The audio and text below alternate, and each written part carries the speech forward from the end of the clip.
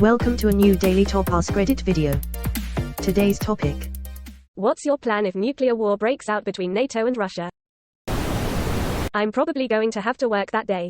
Hopefully they'd have the decency to start in the morning. I'd hate to go to work all day just to get vaporized when I clock out. Good one. When I was a young lad, after a 7 to 10 day shift in the woods, our helicopter pilot got changed and it was this guy I knew from my gym. I had no idea what he did for work, but he said he flew choppers in the military and then retired to do casual stuff on the side. Long story long, I asked if he could show us how aggressively he can drive them and what their limits were. We were going side to side up and down. Was the coolest ever helicopter ride I ever had.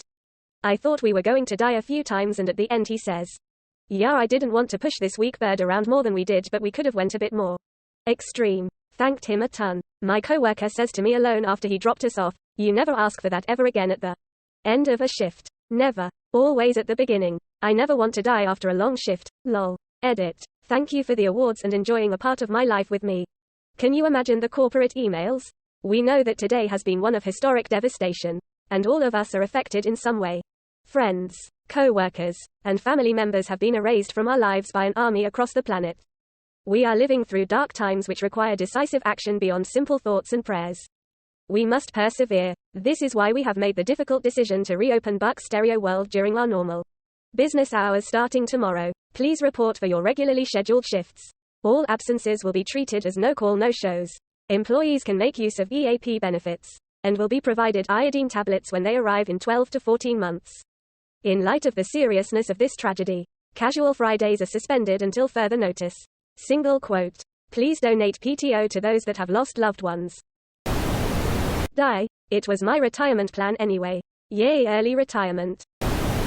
My plan is to get vaporized like a goddamn adult. So this is the vaping all the kids are talking about. Limber up a bit so I don't pull a muscle as I attempt to kiss my ass goodbye. It now counts if you sit on a printer, photocopy your ass cheeks, then kiss the sheet of paper. They've recently approved it. I'm going to politely, but firmly, ask them both to stop fighting and talk it out. Carrot found the United Nations Security Council account. The UN wouldn't ask firmly. It would be more of a suggestion, but if you don't want to, that's cool I guess. I'm going to hide a box of instant mashed potatoes, 4 shotgun shells, and a collectible bobblehead in a safe and scribble a note that holds a clue to the combination. The bobblehead needs to be on top of the note on top of the safe.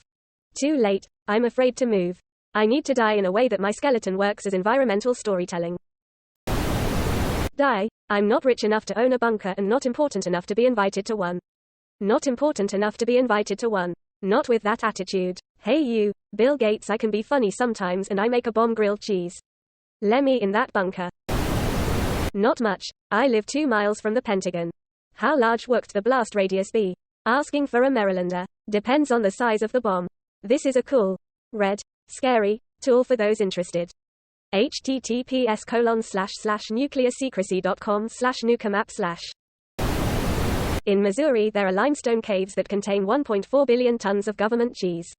I eat blocks of cheese when I'm nervous, so this works out great. Charlie, someone forgot to stock water. You die of salty dehydration. You die mummified by salty cheese, filled with salty cheese. What I was taught to do in public school. Find a desk and get under it where I'm safe. That's so they know what pile of ash to send to grandma. Correction. That's so they know what pile of ash to send to grandma the other pile of ash.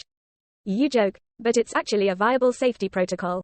Most casualties from a nuke wouldn't come from instant vaporization, but from the shockwave that knocks buildings down, blows out windows, and flings heavy objects around. If you're even just a few miles away from ground zero, your chances of survival are exponentially greater if you take shelter.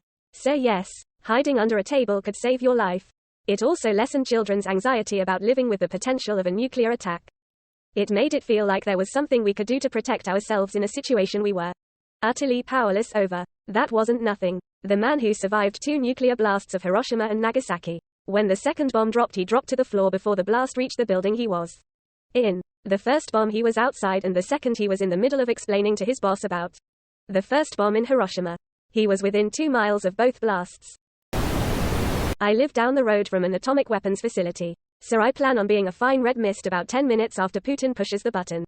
ICBMs, which is all they have, take 30 minutes. I don't think any Russia SSBNs are seaworthy and they don't have enough bears to make a difference. Against Konus. Congrats. You get an extra 20 minutes. What are those things you mention?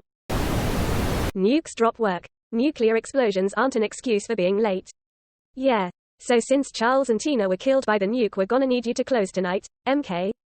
Quote. And don't expect overtime as payroll is currently a mound of ashes for now. We are going to circle back with them at a later date and see if we can find a way to tackle this task, but for now we will need to triage you not getting paid as a priority. This is what being a team player means. Confirm this in Outlook, CC me. Quote.